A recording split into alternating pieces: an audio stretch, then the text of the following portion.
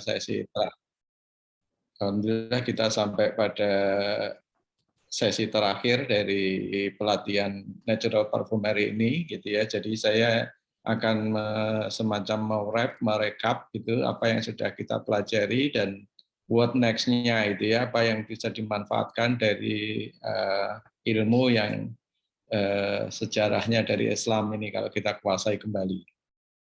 Pertama, di sesi pertama kita sudah belajar tentang seluk-beluk parfum secara global ya, tentang apa dan bagaimana tubuh kita merespon, bagaimana jenis-jenis note bisa kita orkestrasikan menjadi aroma yang indah dan seterusnya ya. Jadi itu di sesi pertama ya. Sesi kedua kita masuk kepada bagaimana merancang, memformulasikan parfum yang harmonis dan lain sebagainya ya. Itu sesi kedua. Nah, sesi ketiga kita bicara tentang apa bahan parfum, esensi dari essential oil.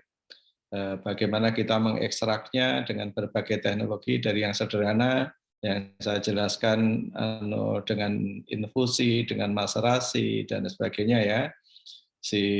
Baik yang dengan alat sederhana maupun yang dengan alat canggih, bagaimana kita mengekstrak itu. Nah, di sesi keempat kita bicara tentang carrier. Apa saja yang bisa jadi carrier, bagaimana membuatnya, mesin yang dibutuhkan untuk membuatnya, dan lain sebagainya. Intinya dengan 4 sesi terdahulu yang semua available online, kita juga bagi di YouTube, itu insya Allah audien yang mendengarnya bisa merancang parfumnya sendiri, parfum natural gitu. Nah, di sesi terakhir ini selain apa next step yang saya ingin share, apa yang bisa dilakukan Bapak Ibu peserta sekalian, juga peluang-peluangnya gitu ya, peluang-peluang apa yang bisa digarap dari dunia parfum ini. Dan juga di sesi terakhir ini nanti akan kita perbanyak tanya jawab, barangkali Bapak Ibu ada yang apa istilahnya mendalami atau hal-hal yang ingin disampaikan atau diutarakan gitu ya, atau ditanyakan selama kesulitan ini, selama pelatihan ini, dan juga nanti kalau ingin ya bagi yang belum mencoba, yang baru belajar teori, selalu welcome untuk mencobanya di kantor kami ya, baik yang sifatnya meracik parfum maupun belajar yang saya sebut ekstraksi ya, teknologi ekstraksi yang bagaimana kita mengekstrak wewangian dan sebagainya. Juga bahkan kalau perlu belajar membuat carrier oil dari nyamplung misalnya bisa kita ajari ya, dari biji nyamplung sampai jadi minyak, sampai bagaimana membersihkan minyak supaya kalau di parfum itu bisa indah gitu ya. Jadi nyamplung itu kalau dibersihkan warnanya tentu dengan sedikit mengorbankan khasiatnya ya, kalau disebutkan warnanya dia menjadi warna yang sangat indah ya, jadi kayak emas gitu, jadi benar-benar warnanya kayak emas. Itu kalau dibersihkan klorofilnya dan sebagainya, jadi bisa sangat indah kalau jadi parfum tampilannya itu warna emas gitu ya, ini ya.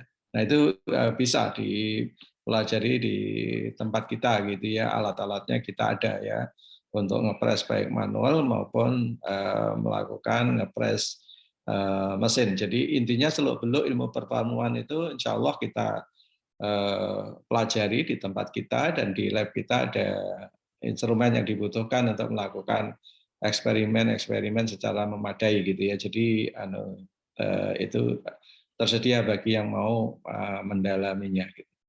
Nah, bila Bapak Ibu ingin menempuh extra mile, yaitu ingin menguji kemampuannya, apakah memang saya sudah menguasai betul ilmu perparfuman ini. Nah, di sesi kelima ini boleh kalau yang pengen menindaklanjuti dengan membuat suatu karya ya, yang disebut contextual perfumery itu. Jadi Bapak Ibu membuat suatu cerita gitu atau suatu misi, suatu proposal, tapi menulisnya dalam bentuk parfum, dalam bentuk formula parfum. Kalau bahannya dari Bapak Ibu sekalian sederhana, nanti tinggal dikirimkan ke saya narasi teksnya sama contoh parfumnya. Kalau bahannya nggak ada, bisa juga narasi teksnya dan Bapak praktekkan di tempat kita sediakan butuh apa untuk memformulasikan itu, asal hari kerja, jam kerja, kita sediakan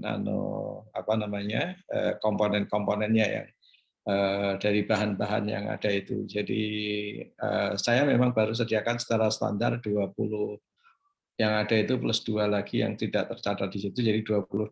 Tapi kemarin ada peserta yang minta semua yang di segitiga yang saya buat itu dibutuhkan. Nah, kita masih coba kontak ke vendor-vendor kita ya yang bisa menyediakan komponen-komponen yang saya belum ada ininya sih. Kita udah tahu, saya pernah mencoba dulu karena saya pernah mencarikan orang Jepang yang pengen dibuatin sampai 50 note itu gitu ya, saya pernah, tapi ya sedang kita cari ininya bagi yang pengen melakukannya secara menyeluruh. Nah, kembali kepada ujian atau untuk mengetes self assessment lah gitu, tidak harus dikirimkan ke saya juga gitu ya. Bapak Ibu cukup membuat suatu karya parfum, suatu pesan bagaimana merancang satu parfum dan jadi seperti yang Bapak Ibu harapkan, kan gitu ya. Jadi satu cerita ya, kita bangun cerita tentang apa gitu.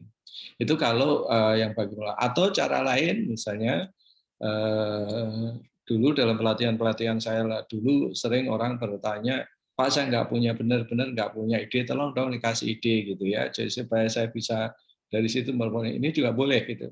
Kalau bagi yang nggak punya ide untuk tesnya gitu ya, untuk tesnya bahwa Anda menguasai ilmu perparfumannya dengan baik, bisa saya beri salah satu tesnya gitu ya. Tesnya banyak saya ceritakan dalam satu sesi sampai sesi yang sekarang tentang aroma bidadari surga misalnya.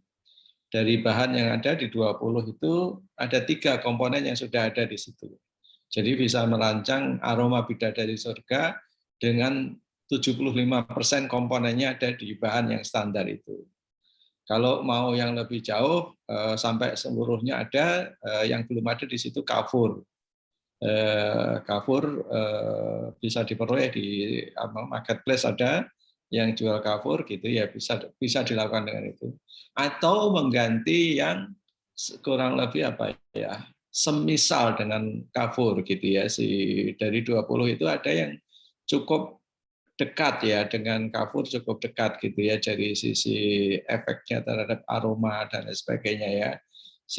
Nanti Anda tes dari bahan-bahan yang ada itu yang cukup dekat apa. Nah, artinya bagi yang nggak punya ide sendiri, bisa coba Anda rancang aroma bidadari surga berdasarkan cerita-cerita yang saya sampaikan dalam 5 sesi sekarang, dan juga berdasarkan bahan yang ada itu gitu ya. Yang jelas 75% ada di situ bahannya kan gitu ya. Jadi tinggal nambah 1% lagi 25% lagi kreativitas kita. Saya sendiri sudah mencoba, dan saya coba di masjid saya, alhamdulillah pada suka ya aromanya, aroma bidadari surga seperti apa itu. Tapi saya tidak mengatakan bidadari surga nantinya akan persis seperti itu. Ya sama dengan kalau saya cerita tentang aroma si fulan seperti ini gitu ya. Tidak berarti seluruh manusia seperti itu, karena kombinasi permutasinya sangat banyak ya yang bisa melakukan ini dari satu bahan yang sama, manusia dibuat dari tanah, tapi aroma satu orang dengan yang lain berbeda. Apalagi bidadari surga kan gitu ya, dibuat dari 4 komponen gitu ya, tentu kombinasinya jauh lebih banyak aromanya kan gitu ya. Oleh sebab itu ini hanya salah satu pendekatan kita untuk bisa membayangkan yang semisal dengan yang di surga seperti apa aromanya kan gitu ya. Jadi bahannya ada. Nah, atau silahkan punya ide lain yang berdasarkan yang ada itu. Intinya adalah bagaimana Bapak Ibu bisa menuangkan konsep yang sudah kita pelajari bersama selama 4 pekan terakhir dan sekarang pekan kelima gitu, menjadi suatu pesan ya, pesan yang peradaban yang bisa kita sampaikan. Seperti inilah aroma yang bisa kita perbaiki. Nah, itu salah satu apa namanya materi pemungkasnya, yaitu ketika kita biasa mengkaryakan atau membuat karya yang meaningful dari apa yang kita pelajari selama 5 pekan ini. Nah, lantas gunanya untuk apa? Nah, disinilah next step-nya. Jadi next step-nya adalah mengasah skill Anda yang ingin menerjuni lebih lanjut dunia aroma ini ya. Manfaatnya sangat banyak ya. Bisa untuk pengobatan, riset-riset sangat banyak ya, bahwa kalau kita mendengar aromaterapi tentu sudah sangat familiar gitu ya, sering mendengarkannya. Tapi sangat banyak riset yang menunjang bahwa pengobatan itu bisa dilakukan dengan apa namanya pengobatan yang kita diformulasikan dengan aroma itu. Yang pernah saya ceritakan di awal-awal acara sesi kita, misalnya tentang penyakit yang berpusat di otak ya, si apa namanya Alzheimer, Parkinson dan lain sebagainya. Karena penyakit yang berpusatnya di otak, dia tidak bisa kita minum obat atau disuntik karena dia melalui jalur darah ya. Melalui jalur darah, sedangkan darah dan otak itu ada triple B-nya, jadi blood-brain barrier, jadi ada pembatasnya ya, yang itu membuat tidak sembarang obat bisa masuk sampai kepada otak itu. Tetapi aroma, karena volume apa namanya size molekul aroma itu yang sangat-sangat kecil dan dia bersifat minyak gitu ya, jadi dia pertama jalurnya lebih lebar, kedua jadi dia lebih mudah untuk sampai ke otak, sehingga di Al-Quran digambarkan kisah Nabi Yusuf, bapaknya Nabi Yusuf yang sembuh setelah mencium aroma putranya kan gitu ya. Jadi itu memang bisa dinalar. Jadi salah satu pasar peluangnya adalah menggunakan ini sebagai aromaterapi atau penyembuhan berbasis aroma. Gitu. Peluang yang lain adalah untuk yang pernah juga saya tulis, saya jelaskan, yaitu tentang corporate aroma. Jadi perusahaan-perusahaan itu ingin mempunyai citra yang aromanya enak. Perusahaan apapun gitu ya. Belum lama ini saya sempat mengunjungi satu pameran properti di BSD gitu ya, di salah satu mall ada pameran properti. Saya pas lewat saya lihat gitu ya, saya sempat mampir. Rupanya dia pengelola properti ini punya apa ya, punya tes yang sangat tinggi gitu ya. Pinter dia, jadi menunjukkan quality dia, quality properti yang dia akan jual itu di stand dia jualan properti itu diberi aroma. Jadi semua orang yang lewat di situ mau nggak mau, oh, ini aroma apa ya, kok enak gitu ya. Si aroma sehingga dia mampir dan itu. Jadi memberi citra yang sangat beda gitu ya. Si ini kalau hanya orang pajang properti dengan show unitnya, dengan stand-nya yang bagus dan sebagainya, orang sudah terbiasa. Jadi orang nggak tertarik untuk itu udah terlalu common gitu. Tapi karena dia diberi aroma, dan aromanya itu menyebar ke setiap orang yang lewat dia melakukan. Nah, itu hal yang mudah bagi teman-teman di sini yang belajar tentang aroma, ini mudah gitu ya, melakukan itu gitu. Mau aroma apa juga bisa kita buatin kan gitu ya, bisa dibuatin gitu ya. Kalau yang dipakai untuk hal-hal seperti itu dia medianya air. Pada umumnya air, yang saya juga pernah jelaskan di sini gitu ya. Untuk air Anda perlu sedikit bereksperimen gitu ya, karena essential oil pada umumnya tidak campur dengan air, maka dibutuhkan zat perantara. Ya. Zat perantaranya itu penyebutannya secara umum banyak ya. Salah satunya disebutnya surfaktan ya. Nah ini nyari aja di marketplace surfaktan gitu ya, surfaktan. Nah itu bisa dicoba. Yang tinggal efek yang dikehendaki seperti apa. Atau ada yang nyebut lain emulsifier. Jadi kalau surfaktan itu untuk merekatkan zat yang berbeda, emulsifier itu untuk menstabilkan molekul-molekul minyak dalam air dan sebagainya, atau air dalam minyak, sebaliknya juga bisa. Itu disebutnya emulsifier. Atau ada yang nyebutnya juga solubilizer ya. Semua yang disebut itu bendanya sebenarnya sama, secara kimia bendanya sama. Ada yang nyebut surfaktan, ada yang nyebut Nah, ini sebenarnya bendanya sama. Artinya zat yang sama itu bisa berperan ketiga-tiganya itu, gitu ya. Jadi nanti tinggal dipilih yang Anda yang anunya apa. Saking banyaknya option itu, saya juga terus bereksperimen mana yang baik untuk sebagai surfaktan misalnya atau sebagai solubilizer tadi gitu ya. Semua bisa dicoba gitu ya si eksperimen itu. Tapi intinya air bisa dicampur dengan minyak dengan pembatas apa namanya dengan pengikat yang tadi yang saya jelaskan tadi. Saya kasih contoh salah satunya ini misalnya ini adalah saya buat dari air gitu ya jadi kalau kelebihannya air itu dia apa ya istilahnya ya tentu murah ya kan si Aquades gitu ya anunya tentu murah itu tapi dia nggak bisa wanginya bertahan lama karena zat yang ditambahkan ke air itu terbatas gitu ya nggak bisa minyaknya terlalu banyak gitu ya kalau terlalu banyak dia ya susah nyampur kan gitu ya si susah nyampur atau butek gitu ya jadi anunya seperti itu jadi kalau masuk air seperti ini rata-rata paling tinggi hanya 2% minyaknya. Kalau buat parfum kan bisa 20%, bahkan bisa 40% juga tidak masalah. Tapi 20% sudah sangat bagus gitu ya si ini gitu. Nah, jadi pasar yang juga bisa digarap selain yang tadi pengobatan juga tentang corporate aroma tadi. Jadi bukan hanya usaha properti saya hanya kebetulan melihat dan lewat orang melakukannya ini untuk properti, untuk mendiferensiasi bahwa apa tempat dia berbeda, properti dia berbeda. Paling enggak menarik orang untuk ini apa ya datang gitu. Nah, itu dia menggunakan aroma tadi gitu ya si ini gitu.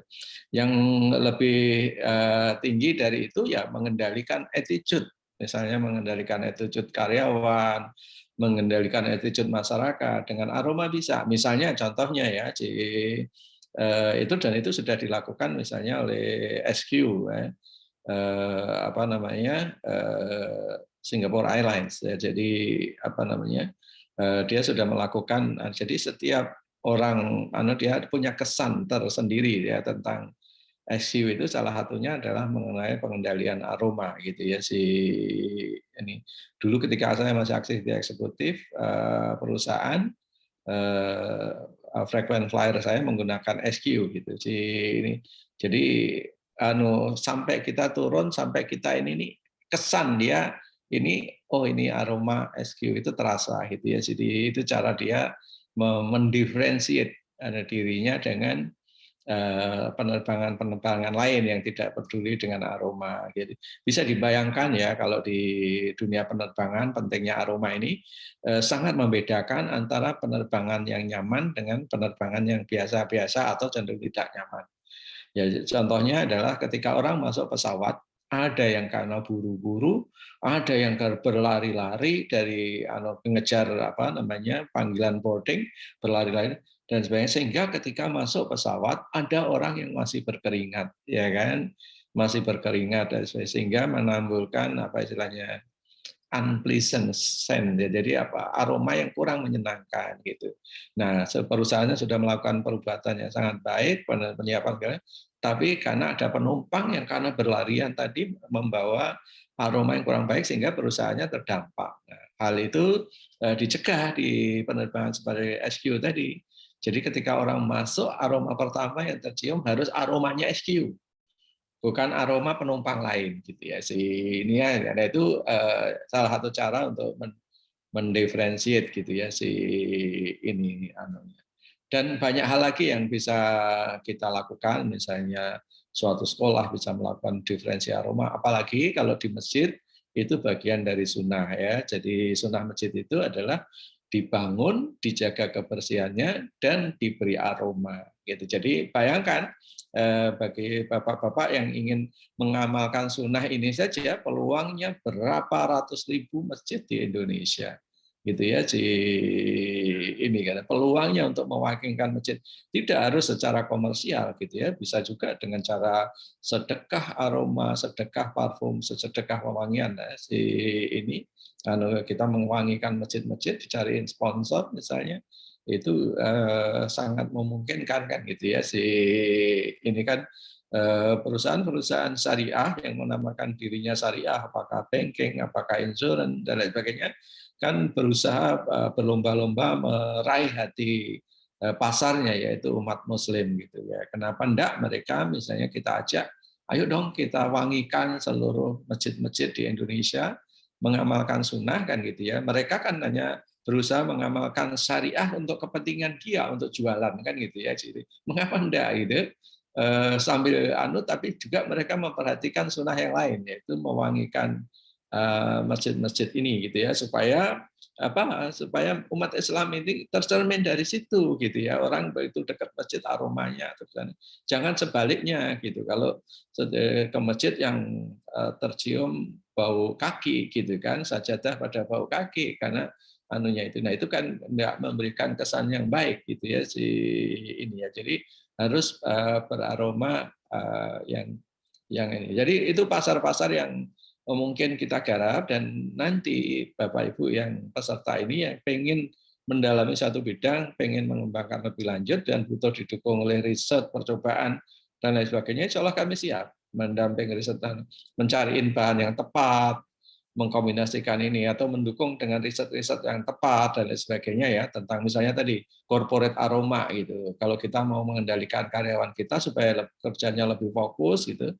Nah, apa yang harus kita lakukan? Aroma apa? Atau sebaliknya, kalau misalnya institusi besar gitu ya, apakah tadi lapangan terbang misalnya, atau tempat-tempat yang ngelola public space gitu ya, perkantoran, gedung dan masjid tadi, mau membuat aroma seperti apa gitu ya, bisa kita gitu. Bagaimana orang lebih kusuk beribadah, aromanya apa kan gitu ya sih. Bagaimana masyarakat di tempat publik tidak mudah tersulut kemarahannya, karena sekarang itu kan kita lihat begitu mudahnya ya orang marah di jalan, di tempat umum gitu ya, itu sudah gitu ya. Bagaimana kita bisa kendalikan melalui aroma gitu kan. Nah, itu kan bahasa peradaban yang tinggi gitu ya kalau kita. Iya, orang Indonesia. Nah, itu Bapak Ibu sekalian yang ingin saya share di penutup acara kita ini gitu ya. Jadi poinnya adalah jangan berhenti di sini ya, jangan berhenti di sini. Yang kita sajikan 5 sesi ini terlalu sedikit ya, kita gitu.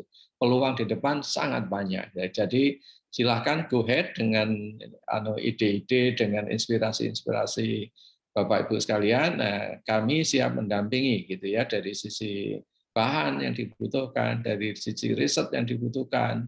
Bila diperlukan lebih lanjut, kita insya Allah siap dukung gitu ya. Dari waktu ke waktu kita sendiri terus melakukan riset dan pendalaman tentang komponen-komponen ini dan pemanfaatannya yang juga sudah pernah saya share gitu ya.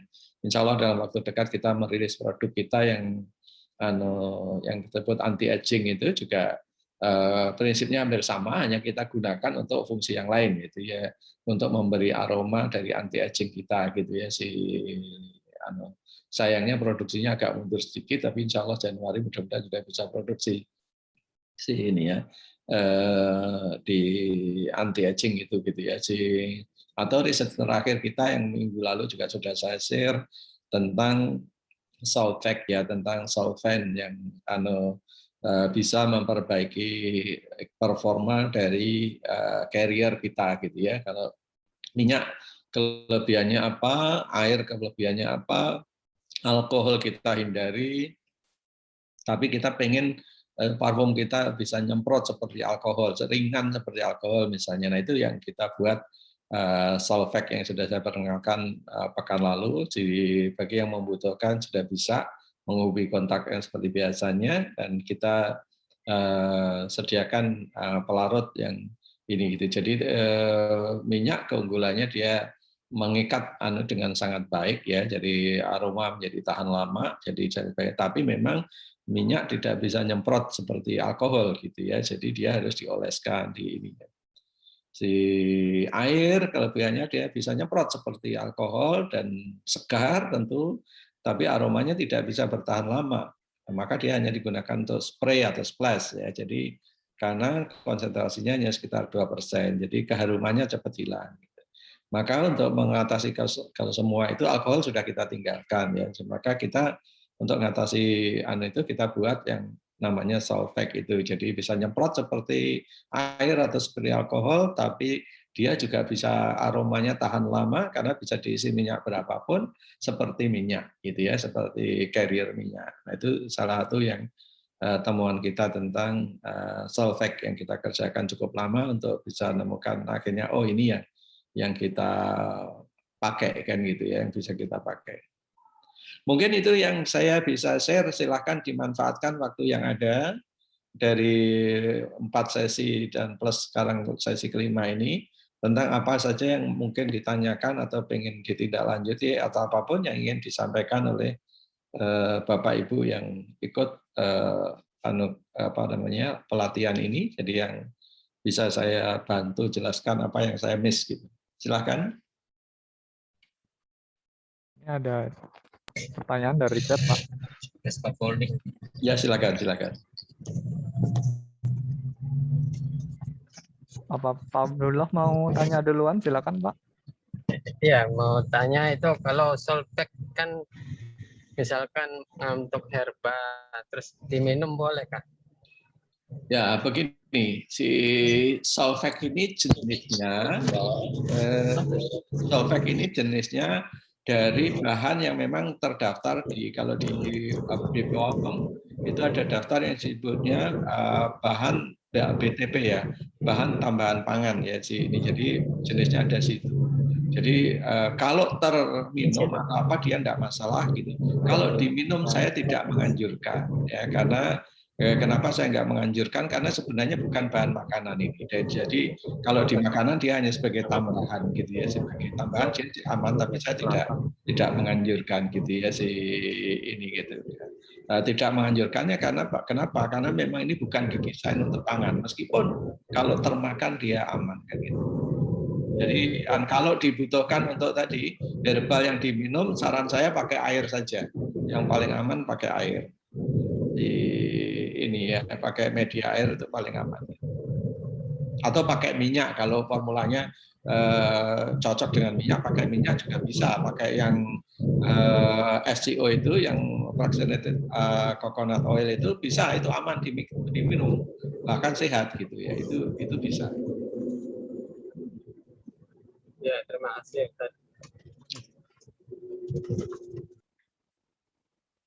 Ya, ini dari chat, Pak. Dari Pak Bambang Winardi. Assalamualaikum, izin bertanya Ustadz. Di tempat saya, Pulau Muna, ternyata ada cukup banyak kapasan karena daunnya dimanfaatkan untuk sayuran. Yang saya tanyakan apakah biji kapasan bisa diekstrak dengan cara enflorage.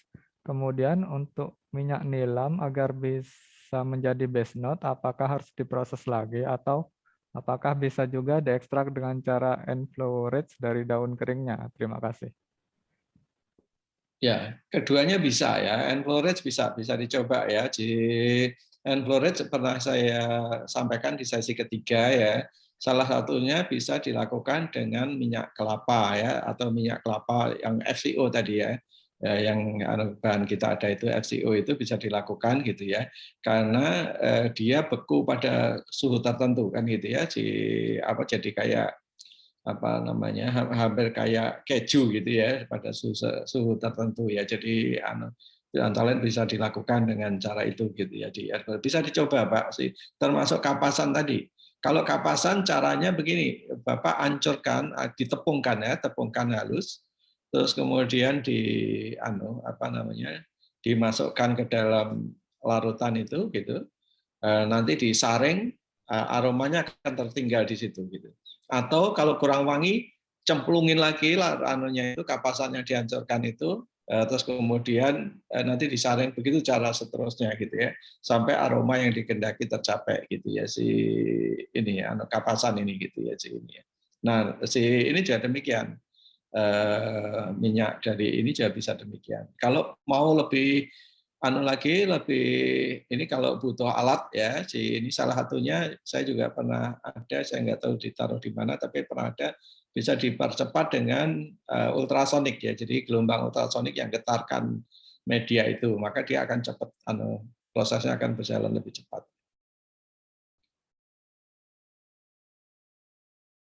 Kemudian ini ada pertanyaan dari Abi. Apakah ada rujukan sumber literasi efek-efek aromaterapi dengan masing-masing aromanya, Ustaz? Saran saya riset dicari aja jadi di internet itu sangat banyak tentang ini gitu, jurnal-jurnal tentang kajian itu.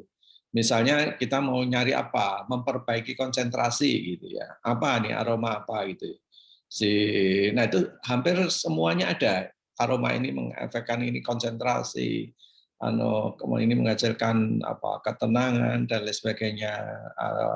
Apa istilahnya menenangkan pikiran dan lain sebagainya ya.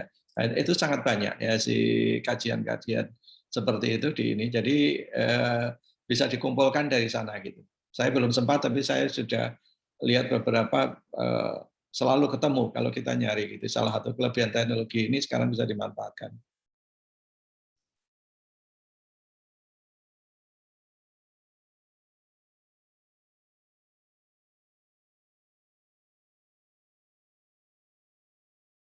Silakan.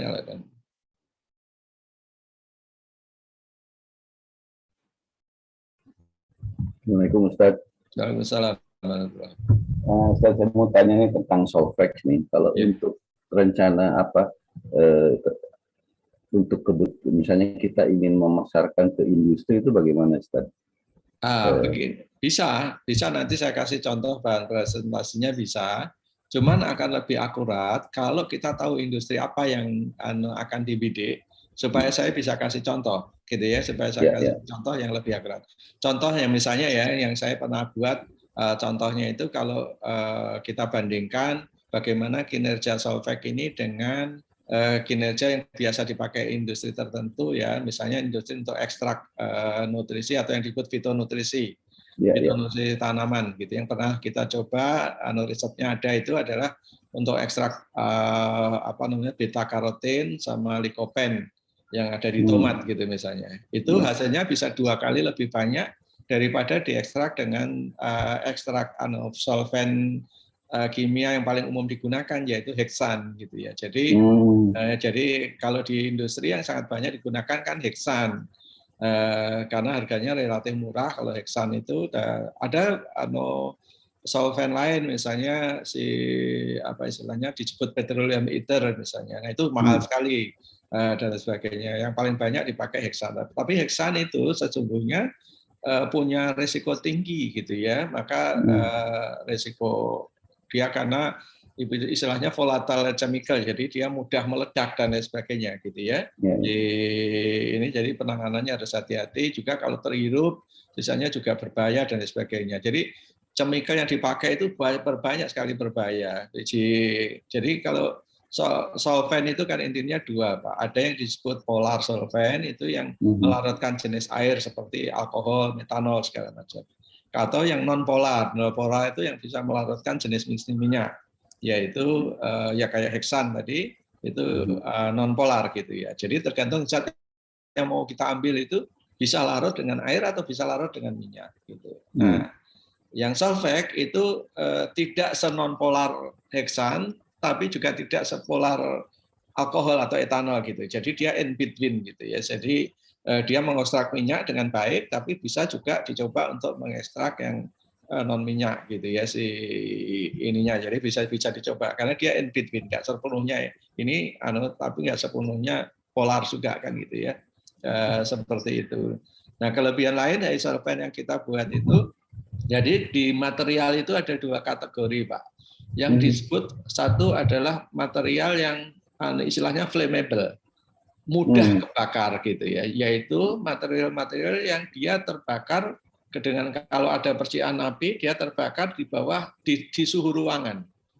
Misalnya contohnya heksan, terus metanol, etanol semuanya terbakar pada suhu ruangan karena dia flash point-nya itu hanya sekitar belasan derajat gitu. Jadi kalau misalnya ini di suhu ruangan ada orang pakai rokok gitu atau merokok gitu, kalau ada yang menyemprotkan parfum itu dia bisa meledak gitu. Karena parfum yang dibuat dari alkohol itu dia flammable istilahnya. Flammable dia mudah kebakar pada suhu ruangan. Nah, karena bahaya-bahaya seperti itu, solvent yang kita buat tidak terbakar pada suhu ruangan. Dia terbakarnya di flash point-nya 130 ke atas. Jadi jadi sebelum solvent kita itu kebakar gitu, kita pasti sudah kebakar duluan karena kita rata-rata terbakar pada suhu 100 kan gitu ya, karena bagian tubuh kita mudah sekali kebakar kan gitu ya ini kan. Kita pasti sudah lari tunggang langgang kalau suhu kita mencapai 100 kan gitu ya, kayak kita nggak direbus gitu kan. Nah, jadi kita membuat solvent yang seperti itu. Dia aman, jadi tidak meledak gitu ya, dan juga yang jelas dia renewable kan gitu. Nah, itu cita-cita dari dulu kita. Jadi kalau ini kita bisa sosialisasikan dengan baik ya untuk pelarut, untuk segala macam, itu akan jadi parfum yang kita buat dari solvent ini gitu. Kalau ada orang merokok pun dia disemprot dengan itu, dia tidak terbakar, tidak terbakar gitu ya ininya, karena dia untuk kebakar dia butuh suhu 130 ke atas gitu. Ini anunya gitu. Nah, itu salah satu ikhtiar kita lah gitu ya untuk meminimalisir resiko, dan yang jelas untuk supaya kita punya bahan yang renewable. Nah, karakter-karakter seperti itu barangkali saat ini waktunya diperkenalkan karena dunia sedang mencari namanya green solvent atau green chemical ini. Green solvent ya. Ya. Solvent. Kalau harga, Ustaz, gimana ya harga kompetisi dengan tadi kan kita mau split tuh di sini. Kalau harga bagaimana? Harga itu begini Pak, sangat tergantung dari volume ya, karena kita membuatnya baru di lab. Tentu kalau orang hanya ingin mencoba seliter 2 liter harganya sangat mahal kan gitu ya. Sangat mahal itu ya artinya tidak semahal premium iter gitu ya, tapi tidak semurah heksan gitu ya. Kalau premium iter kan 1 liternya bisa hampir 1 juta dan sebagainya, tentu tidak semahal itu gitu ya. Tapi tidak semurah heksan juga ya, masih beberapa ratus ribu. Tapi kalau misalnya ada industri yang membutuhkan besar, nah kita bisa produksi besar, nah itu juga harga akan murah karena kalau besar kan yang melakukannya pabrik, jadi prosesnya sekaligus gitu ya. Kita sudah ada mesinnya untuk bisa memproduksi besar gitu ya, jadi istilahnya bisa dilakukan dengan itu. Tapi kalau kebutuhannya kecil, tentu mesinnya nggak efisien gitu ya untuk dijalankan mesin. Jadi otomatis manual dibuat di lab kita kan gitu. Kalau targetnya, rencana itu harga pasarnya berapa ketika kalau yang kita pasarkan pertama kali kita pasarkan untuk istilahnya parfum artisan ya. Parfum artisan itu seperti Bapak Ibu di sini yang belajar parfum terus ingin mencoba dan sebagainya, ingin membuat atau membuat untuk customize parfum dan sebagainya, itu kita menjual sedikit lebih mahal dari FCO sama Virgin Tamanu Oil ya. Kalau Virgin Tamanu Oil kan kita menyediakan 100.000 per 250 cc gitu. Ini 125.000 per 250 cc. Untuk pasar yang ini ya, untuk pasar yang segmen ini gitu. Karena estimasi kita kalau yang seperti ini kita memproduksinya di lab gitu ya, untuk lab kan gitu. Tapi kalau misalnya industri gitu ya, yang kita memproduksinya di mesin gitu, tentu jauh lebih efisien. Nah itu dia belinya sudah tidak per cc atau per ini, belinya bisa 1 meter kubik atau berapa, nah itu sudah visible, nah itu harganya bisa turun kurang dari separuhnya dan sebagainya. Ya, sementara itu dulu, Pak. Ya, pasti.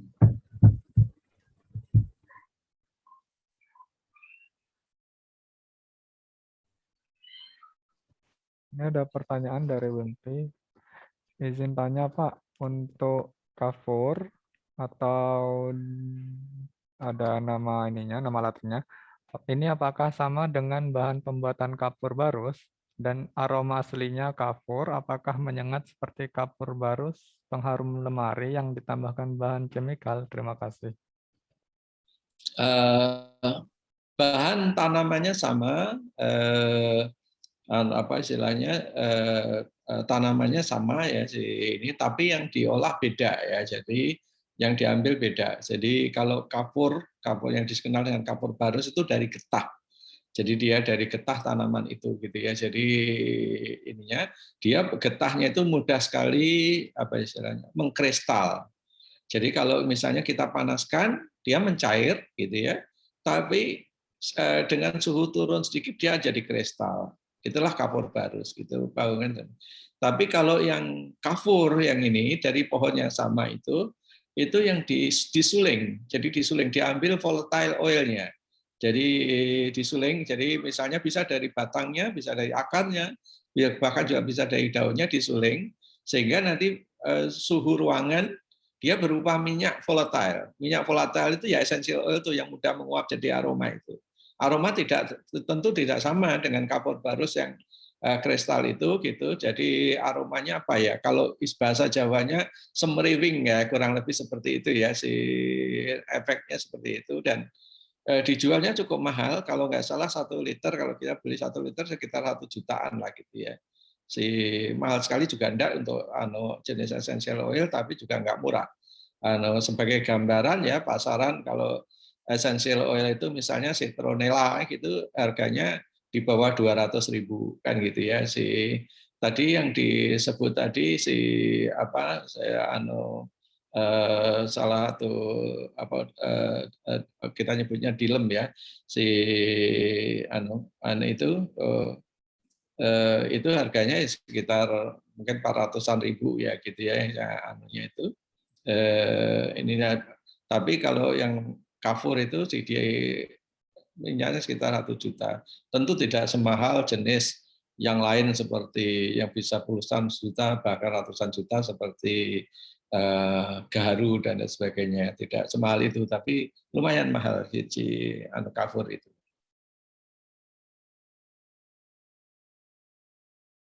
Kalau mau coba ada di marketplace, ada beberapa ya yang jual kafur itu saya lihat ada.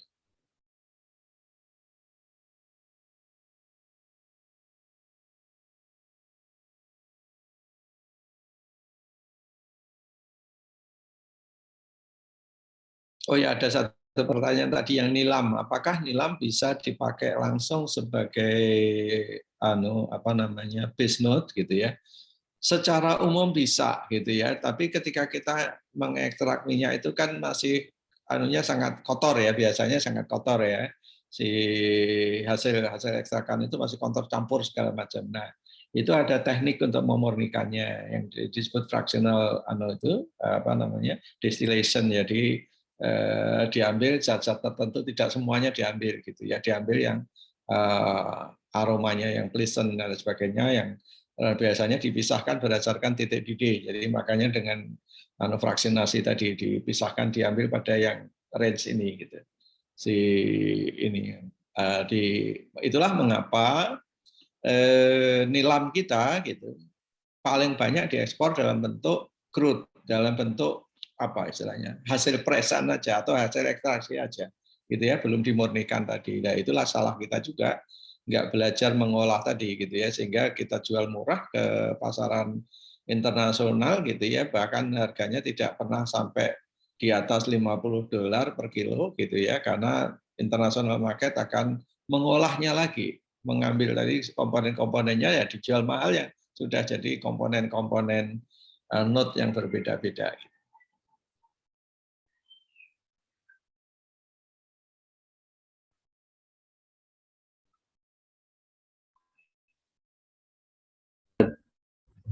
Bisa nanya lagi, Ustaz? Silakan, Pak. Barusan ternyata dari nilam aja itu bisa dipisah-pisah untuk menjadi beberapa not, begitu maksudnya? Iya, betul. Oh gitu. Betul. Jadi kalau di dunia parfum yang chemical industry itu kan, misalnya saya kasih contoh ya citronella ya, citronella yang paling baik di Jawa itu adalah, yang di dunia adalah disebut Java citronella. Java citronella itu harganya sekitar 2 kali lebih mahal dari citronella sejenis yang di Sri Lanka misalnya kayak gitu ya, citronella punya. Tapi apakah dia ditampilkan di dunia internasional parfum dijual sebagai citronella? Tidak. Begitu sampai di industri dipecah-pecah, diambil gitu ya. Dijadikan apa? Yang paling populer adalah jadi citronellol ya. Citronellol ada yang semua rasa aroma yang berbasis jeruk gitu. Itu bisa diambil dari citronella. Padahal kalau citronella sendiri, kalau kita di kantor saya banyak ini minyak citronella, karena dulu saya pakai untuk eksperimen bahan bakar untuk jadi apa istilahnya booster di bahan bakar itu gitu ya. Oh iya. Saya pernah bereksperimen dengan itu. Jadi saya pernah pakai mobil yang bahan bakarnya saya perkaya dengan itu gitu ya citronella, dan saya bahkan bereksperimen sampai menanamnya. Tapi kalau ketika kita suling ya aromanya bisa Bapak bayangkan ya, si citronella yang asli gitu ya, khasnya gitu ya, tidak menyenangkan kan gitu ya, Iya, tidak betul. menyenangkan ya. Nah aroma yang sekian banyak itu nanti dipretelin gitu oleh industri besar, itu dipretelin, jadikan ini, jadikan ini, jadikan ini.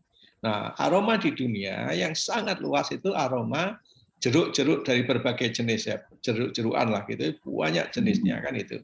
Nah itu sumbernya dari citronella itu gitu ya. Oh gitu. Makanya pernah suatu saat tahun berapa ya, 3-4 tahun lalu kira-kira, harga citronella melonjak di Indonesia, melonjak sampai 3-4 juta saat itu per kilonya. Harga normalnya sekarang hanya di bawah 2 juta. Nah kenapa 3-4 tahun lalu melonjak sampai sekian 2 kali lipat ya sampai ini, dan waktunya periodenya agak lama karena ada pabrik BASF kalau nggak salah di Jerman yang mengolah produk-produk turunan citronella ini kebakar, dia beberapa bulan tidak beroperasi, sehingga suplai aroma jeruk-jerukan itu di dunia shortage. Nah, orang mencari berebut ke source aslinya ya. Citronella itu kemudian di ini sendiri gitu. Nah, teknologinya tidak terlalu susah gitu ya, salah satu tim kita bisa membuatnya pemisahan itu gitu. Hanya memang harus ketemu pasar yang pas ya. Kalau kita hanya nyuling butuh ini sedikit, butuh ini sedikit, ya jatuhnya mahal juga kan itu ya. Jadi tetapi di dunia aroma atau disebut FNF ya, flavor and fragrance ya, itu dari bahan yang ada itu bisa diubah menjadi apapun karena yang komponennya masih mirip-mirip. Misalnya contoh vanila ya. Vanila itu produk yang sangat mahal ya. Vanila yang asli itu per kilogramnya $1.400. Si vanila yang asli ya $1.400 ya 1 kilonya. Sedangkan yang sintetis sudah jadi minyak sintesis vanila itu hanya $14 sekilonya kan gitu ya. Jadi hanya 1% yang sintetis harganya. Tapi dunia sekarang ya intinya membayar yang asli itu terlalu mahal, membayar yang sintetis orang sudah tidak mau karena mau ninggalin yang chemical gitu. Jadi apa yang dicari orang gitu? Mencari produk yang disebut natural identical. Natural identical itu asalnya dari alam ya kayak ini, tapi dia sudah dipilah-pilah tadi, dijadikan aroma tadi vanila gitu. Nah, salah satu sumbernya juga ada di Indonesia. Yang paling gampang dan bahkan sudah pernah dieksperimen oleh tim kita adalah mengubah minyak cengkeh. Jadi memilah-milah dari minyak cengkeh itu diambil vanilinnya. Nah, nanti jadi minyak cengkeh terlahirlah vanila gitu. Yang tadi karena minyak cengkeh jauh lebih murah. Minyak cengkeh per kilogramnya hanya sekitar $15 gitu kan gitu ya per kilogram. Tapi tentu tidak menghasilkan semuanya itu, tapi bisa diolah itu masih lebih murah gitu kan gitu. Nah, maka sekarang tren di dunia adalah mencari apa yang natural identical tadi, karena yang full natural dia terlalu mahal, yang chemical sudah nggak mau. Nah itu sumbernya di Indonesia lagi-lagi sangat banyak. Ya, yang salah satu contoh yang populer ya cengkeh tadi. Nah itu teman-teman yang meriset di Indonesia asal ada yang modali bisa melakukan itu kan gitu ya si sumber lain. Nah yang pernah dilakukan juga oleh putri saya yang putri saya itu spesialisasinya biotek gitu ya. Sekarang lagi ngambil doktor di Inggris. Kenapa dia dapat sponsor ke sana? Itu karena tesisnya dia dari S1 dia melompat ke S3 langsung. Karena tesisnya dia itu sangat menarik. Apa yang dia lakukan gitu? Apa yang dia lakukan? Jadi kalau nanam vanila mahal dan lama gitu, minyaknya mahal. Bagaimana kalau yang ditanam kentang tapi keluar aroma vanila? jadi dia bisa memproduksi vanila dari kentang kan gitu ya sih. Waduh. Nah, itu rupanya jadi sorotan gitu ya. Jadi dia dari itu dia dapat lompat dari S1 ke S3 ya dengan vanila dari kentang tadi gitu ya.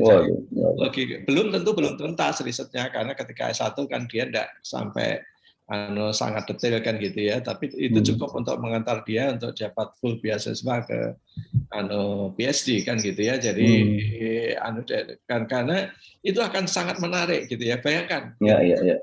Karena nanam kentang kan beberapa bulan panen, Pak. Dan kentang hasilnya sangat banyak kan gitu ya sih ini. Tapi saat kentang itu nanti akan mengeluarkan vanila gitu ya. Nah, itu zaman teknologi sekarang. Nah, itulah yang kurang lebih dikehendaki dunia sekarang.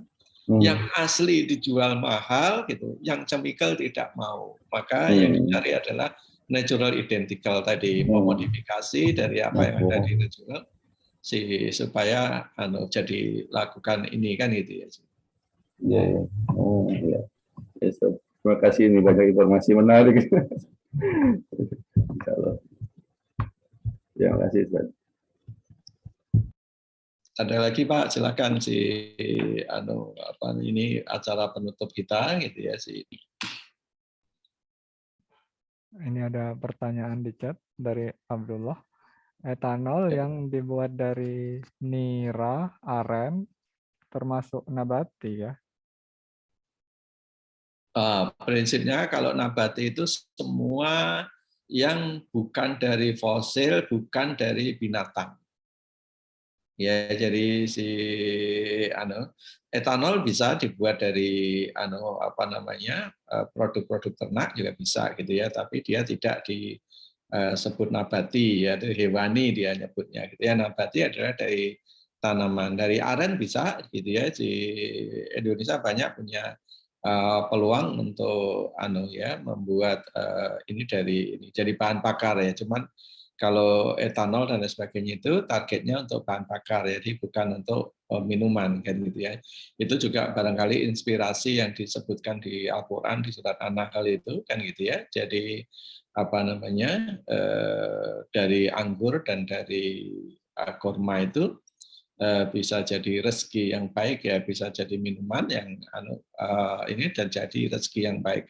Rezeki yang baik itu sekarang juga termasuk bahan bakar ini, karena energi juga kita sangat butuh ya dari ini gitu. Jadi nggak ada salahnya gitu ya melakukan misalnya aren gitu, salah satu potensinya, karena aren itu buahnya sangat banyak ya.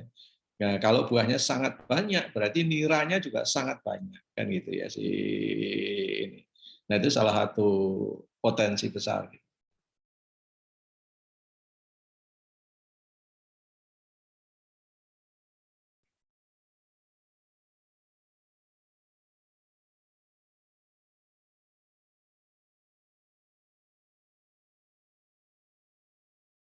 Ada pertanyaan lagi, Bapak-bapak?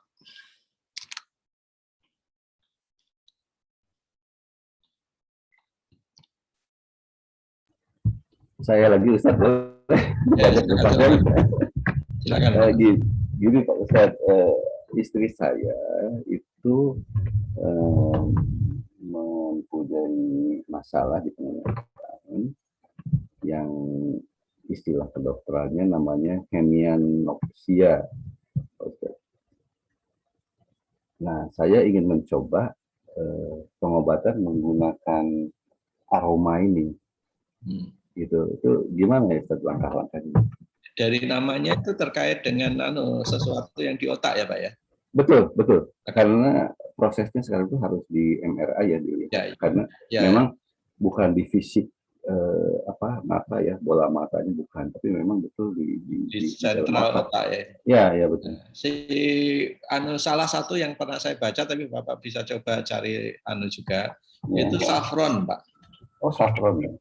Saffron dicoba di terapi dengan itu bisa diriset. Nanti juga saya coba Bapak SMS atau kasih detail nama penyakitnya ini apa. Boleh. Nanti saya coba bantu riset gitu ya. Kalau sudah ketemu, biasanya kalau yang saya lakukan Pak, saya cari jurnal-jurnal ilmiah yang terkait dengan itu. Nah, nanti dari jurnal-jurnal ilmiah itu tentu kita perlu fine tune ya dengan bahan yang ada di kitab dan lain sebagainya. Dari situ bisa dilakukan apa gitu ya dari. Saya pernah membuatin dulu ada tokoh di Indonesia yang kena apa semacam Parkinson ya si ini yang kita coba dengan aroma gitu ini. Jadi kalau yang salah satu yang waktu itu sempat saya baca kalau sentralnya ada terkait dengan di otak, salah satunya yang saffron tadi. Saffron ya.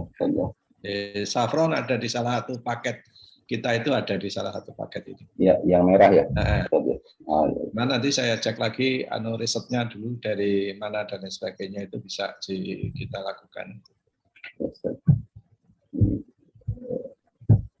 Nah itu salah satu manfaat aroma ini Pak ya. Jadi bukan sekedar wewangian. Kalau dalam bahasa Arab kan tip ya. Tip itu bisa berarti obat, bisa berarti keindahan kan gitu ya. Jadi tip itu jadi bisa keindahannya. Jadi aroma itu indah dan juga bisa berkhasiat sebagai obat. Ya. Oke, baik Ustaz. Terima kasih. Nanti kalau ada tanya saya kasih kalau risetnya masih ada dulu saya tapi seingat saya saffron. Ya, siap. Terima kasih Ustaz.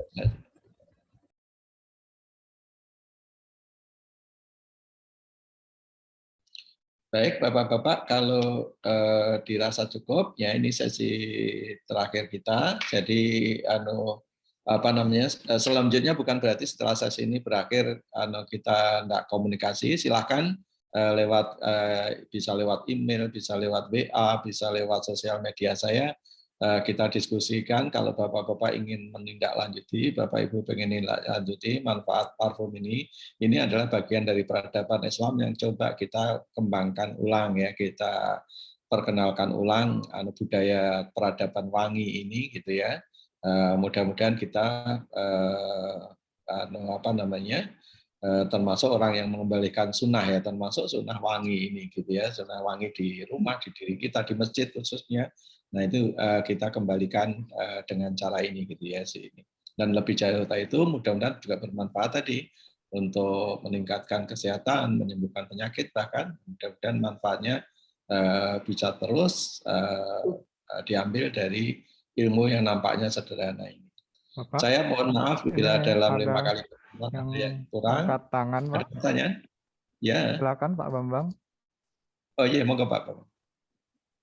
Terima kasih. Assalamualaikum, Ustaz. Iya, Pak. Salam. Ini kemarin kan saya sudah terima kirimannya yang itu parfum itu yang 10. Iya. Yan itu kalau untuk yang Max itu kan ada 1, 2, 3. Iya. Itu apakah memang untuk base note semua atau bisa dipakai untuk top maupun mid-nya? Kalau emas itu semuanya untuk base, Pak. Jadi kenapa kita perbanyak di situ? Karena yang pernah saya jelaskan di sesi pertama dulu, salah satu peradaban Islam yang terbawa di dunia sekarang itu adalah berbagai pihak meniru emas ini. Karena emas yang asli tidak bisa diperoleh atau menjadi ekstra mahal, maka yang ada di pasar adalah tiruan. Namanya tiruan, tidak ada yang sempurna. Sama dengan mawar, sampai ratusan jenis mawar, orang meniru. Maka di mawar juga saya beri ada pilihan 1, 2 saya ambilkan yang cukup dekat lah gitu ya dari mawar yang Damascena dan sebagainya. Jadi itu elemen-elemen yang penting di dunia parfum ya kayak emas, mawar itu warna aroma-aroma yang populer saya sediakan lebih di situ. Kalau yang lain-lain biasanya ya relatif normal gitu. Jadi sejauh namanya emas dia semuanya di base, Pak. Tapi bukan berarti Bapak tidak bisa pakai emas doang. Bisa, enggak masalah. Parfumnya Nabi emas itu kan gitu ya. Jadi misik itu kan gitu ya. Jadi bisa, enggak masalah. Hanya bedanya kalau parfum kita heavy di bawah yaitu emas, itu dia tidak segera tercium. Tapi kalau begitu mulai tercium, dia tahannya lama. Kan gitu, Pak. Sebaliknya kalau terlalu heavy di atas, parfum kita cepat sekali tercium, tapi dia juga cepat pudar, kan gitu ya, karena di grafik yang saya jelaskan itu, yang top itu muncul duluan, setelah itu pudar. Emas itu pelan, gitu. tapi dia akan tahan lama gitu ya sih. Kalau Bapak semprotkan ke sajadah gitu misalnya di mask itu yang parfumnya heavy mask, itu bisa berhari-hari masih aromanya tersisa Pak, gitu ya sih ini ya. Karena dia lengket di anunya itu, melekat di sajadah itu. Itu Pak. Ya. Ya, terima kasih. Ini mungkin sedikit lagi Ustaz. Ya, silakan. Untuk yang saffron itu kan top ya. Iya. Itu kemarin sudah saya coba juga. Kemudian kalau pencampurannya lebih bagusnya dengan apa ya? Top yang saffron itu dicampur dengan wangian lain atau rose ataupun jasmine akan enggak masalah Pak. Saffron itu agak cenderung netral ya, jadi dia bisa cocok kemana saja gitu ya ini. Tapi saffron itu aromanya dominan Pak. Jadi kalau Bapak ngasih, Bapak perhatikan betul supaya aroma yang lain tidak tenggelam di saffron, ya kan Pak. Jadi kalau bandingannya 1:1 aja, yang lain pasti kalah gitu ya, karena kekuatan aroma saffron itu. Jadi misalnya Bapak mau sandingkan dengan mawar gitu ya, dan pengen warna aroma mawarnya juga muncul, maka saffronnya sedikit aja, gitu, yang banyak mawarnya kan itu. Ini anunya supaya nanti tidak, kecuali kalau Bapak memang pokoknya saya maunya saffron doang gitu ya, itu lain cerita kan gitu ya sini. Tapi kalau pengen aroma yang lain juga muncul, aroma yang lain proporsinya dibesarin. Ya, di saffron sedikit aja gitu ya sini. Kalau sampai warna kelihatan tebal gitu ya, kayak gini, warna sampai kelihatan ini pasti saffronnya banyak sekali gitu ya. Jadi ya karena kita suka aja, jadi saffron kuat nggak apa-apa gitu. Tapi kalau misalnya kita mau munculin warna lain, sedikit aja, jadi warnanya nanti kayak warna merah muda lagi. Ya. Ya kemarin sudah saya coba, emang saffronnya lebih banyak. Jadi saffronnya 2. Kemudian yang rose-nya 1, itu rose-nya nggak muncul. Nggak muncul, pasti kalah dengan itu. Bapak balik aja, saffronnya 1, rose-nya 2, kira-kira masih kalah rose-nya. Oh iya ya. Jadi sedikit sekali, saffron itu kalau penggunaannya sedikit sekali sih. Iya, terima kasih Pak. Ya, terima kasih Pak. Baik, jadi memang itu Pak, jadi memang itulah gunanya dilatih di exercise itu, karena supaya kita tahu betul karena ini tidak bisa saya kasih panduan jelas gitu, karena masing-masing orang kan seleranya beda ya, jadi dicoba sampai kita pas betul gitu ya, misalnya saffron dengan mawar contohnya gitu, bandingannya berapa sih yang mawarnya muncul, saffronnya juga muncul. Nah, saffronnya sedikit sekali, bisa hanya 1/4, 1/5, tergantung selera kita gitu ya anunya seperti itu. Nah, yang kuat di antara 10 itu, yang kuat itu selain saffron adalah garu ya, oud itu. Itu garu itu juga kuat sekali. Jadi kalau pengen oatnya nggak menonjol ya diturunkan sedikit mungkin kan gitu ya ini masing-masing ada plus minusnya. Kalau aroma kuat itu kalau dia sedikit aja sudah ini, tapi kalau mau dicampur dengan yang lain ya kita harus mengadjust sesedikit mungkin kan. Iya, terima kasih. Ya, baik. Baik, Bapak-Bapak, kalau tidak ada, ya saya akhiri sesi kelima ini, dan kajian kita saya anggap lengkap. Jadi dengan 5 sesi ini, dan semua insya Allah akan tersedia di YouTube saya juga, jadi manfaatnya bagi masyarakat yang tidak sempat ikut langsung bisa ngambil dari YouTube, dan mudah-mudahan bisa dimanfaatkan. Dan sekali lagi saya mohon maaf kalau ada yang kurang, salah. Dan Bapak-Bapak feel free untuk kontak saya gitu ya, bila butuh dukungan lebih lanjut untuk pengamalan ilmu ini gitu ya, sehingga menjadi ilmu yang bermanfaat karena kita amalkan. Demikian Bapak-Bapak, kita tutup dengan doa kafaratul majlis. Subhanakallahumma wa bihamdika. Assalamualaikum warahmatullahi wabarakatuh. Waalaikumsalam warahmatullahi wabarakatuh. Terima kasih Ustaz. Terima kasih Ustaz. Ustaz. Saya izin ya.